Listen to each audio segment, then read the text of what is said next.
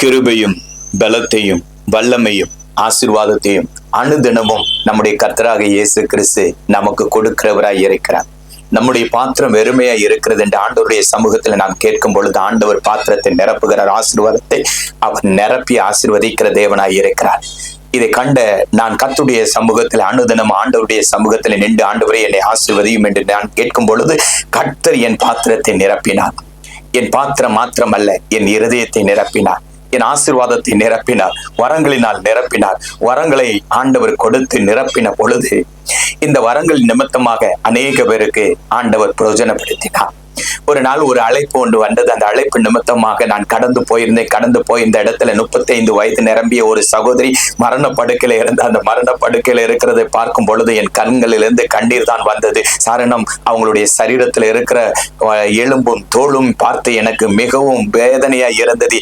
இந்த சகோதரிக்கு எப்படியாவது விடுதலை என் ஆண்டவர் இயேசு கொடுக்க வேண்டும் என்று கதறி நான் ஆண்டவருடைய சமூகத்துல நின்ற பொழுது என் ஆண்டவர் வெளிப்படுத்தினார், உன் மேலே நான் வல்லமையை இறங்கி இருக்கிறது போல் அந்த சகோதரி மேல நான் இறங்குகிறேன் என்று கர்த்தர் வாக்கு கொடுத்தார். அது நிமித்தமாக சகோதரி மேல நான் கரங்களை வைக்கும் பொழுது அந்த சகோதரியுடைய சரீரம் முழுவதும் செத்து போயிருந்த உடல் நறுங்கி உடல் எல்லாவற்றையும் பிசாசு எல்லாவற்றையும் எடுத்து போட்டு விட்டான். அந்த வேளையில் அந்த செத்து போயிருந்த சரீரம் எல்லாமே ஆண்டவர் இயேசு கிறிஸ்துடைய ரத்தத்தின் வல்லமை அங்கு பலப்பட்டது. அந்த புறப்பட்ட வல்லமை இறங்கின பொழுது அங்கிருந்த ஒரு பொல்லாத ஆவி, தற்கொலையின் ஆவி அவர்கள் விட்டு வெளியேறுகிறது. அந்த தற்கொலையின் ஆவிகள் ஆக்சிடென்ட்ல இறந்த அந்த உடம்பு, அந்த நரம்புகள் எல்லா சதைகள் அறுக்கப்பட்டிருக்கிற அப்படிப்பட்ட ஒரு சாத்தான் அந்த சரீரத்தை விட்டு வெளியேறுவதை என் ஆண்டவர் இயேசு கண்டார். ஆனாலும் ஜெபத்தை விடாதபடி நீ பிடித்துக் கொள் என்று சொல்ல பொழுது என் காதுகளிலே போயாத ஒரு சத்தம் கேட்டது, அலறுதல் சத்தம் கேட்டது. ஆனாலும் என் ஆண்டவர் இயேசு கிறிஸ்துவை விடாமல் நான் பிடித்தபடினால ஆண்டவர் இயேசு கிறிஸ்து வல்லமையா அந்த சகோதரிக்குள்ள இறங்கினார். அந்த சகோதரிக்குள்ள இறங்கின பொழுது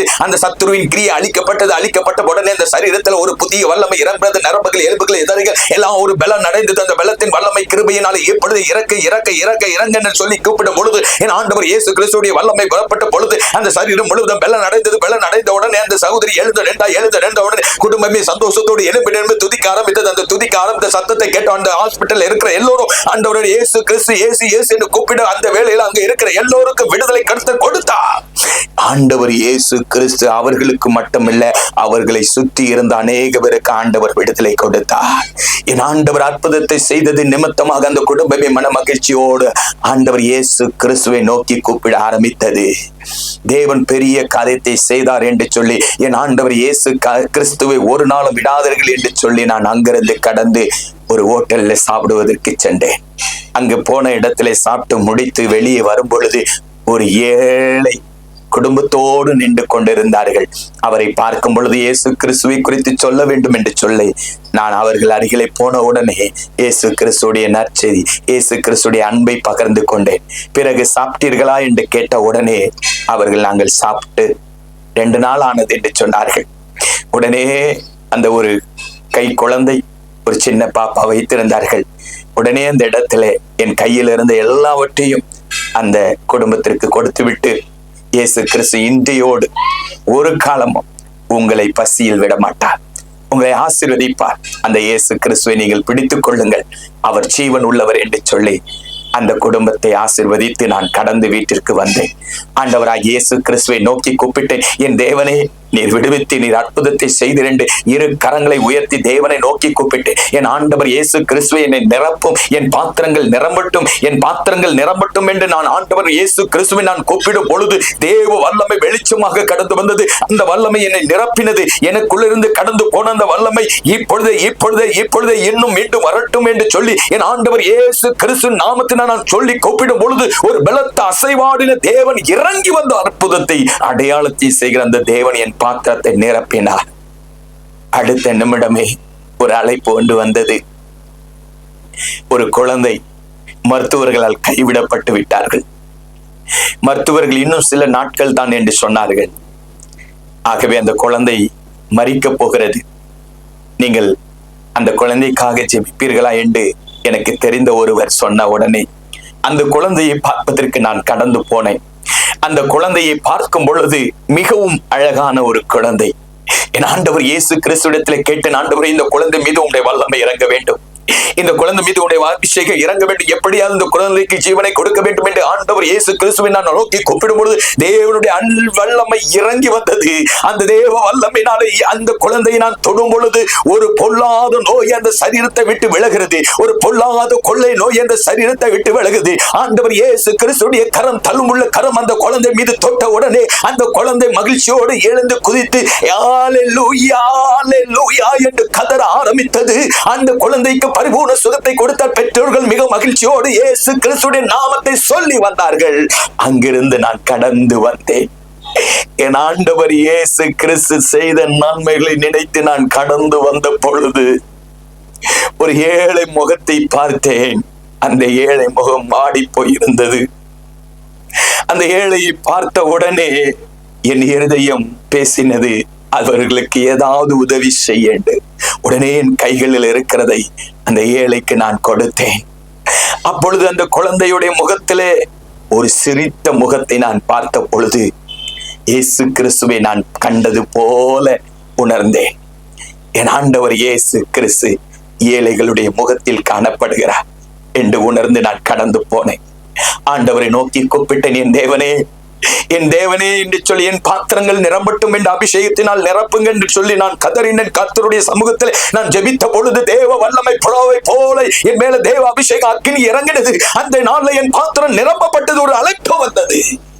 அந்த அழைப்பு என்னவென்று சொன்னால், பல நாட்களாக கட்டப்பட்டிருக்கிற கரங்கள், பல நாட்களாக குடும்பமே நடத்தக்கூடாது, எந்த ஒரு தொழிலும் பண்ணக்கூடாது என்று கட்டி வைத்திருக்கிற அந்த கட்டு, அப்படிப்பட்ட ஒரு அழைப்பு வந்தது. கடந்து போனேன். என் ஆண்டவர் தேவன் மனம் இறங்கி அந்த சகோதரருக்கு கர்த்தர் விடுதலை கொடுக்கும்படியாக என் ஆண்டவர் இயேசு கிறிஸ்துவிடத்தில் நான் கேட்கும் பொழுது நான் மனம் இறங்குகிறேன் என்று கர்த்தர் சொன்னார். தேவ வல்லமை இறங்கினது. அந்த சகோதரர் மேல கரங்களை வைக்கும் பொழுது ஒரு சர்ப்பத்தின் கிரியை அந்த இடத்திலே அறுக்கப்படுகிறது. தேவ வல்லமை வெளிப்பட்டது. தேவ வல்லமை இறங்கினது. அக்கினி இறங்கினது. அந்த கட்டப்பட்டிருக்கிற அந்த கட்டுகள் எல்லாவற்றையும் என் ஆண்டவர் இயேசு கிறிஸ்து உடை தெரிந்தால் ஒரு ஜெயத்தை கர்த்தர் கொடுத்தார். உடனே அந்த நிமிஷமே ஒரு அழைப்பு கொண்டு வந்தது. கடந்த நாட்கள்ல பல நாட்களுக்கு முன்பதாக பணத்தை பெற்றுக்கொண்டு சென்றிருந்த ஒரு நண்பர் தொலைபேசி மூலமாய் பேசினார்.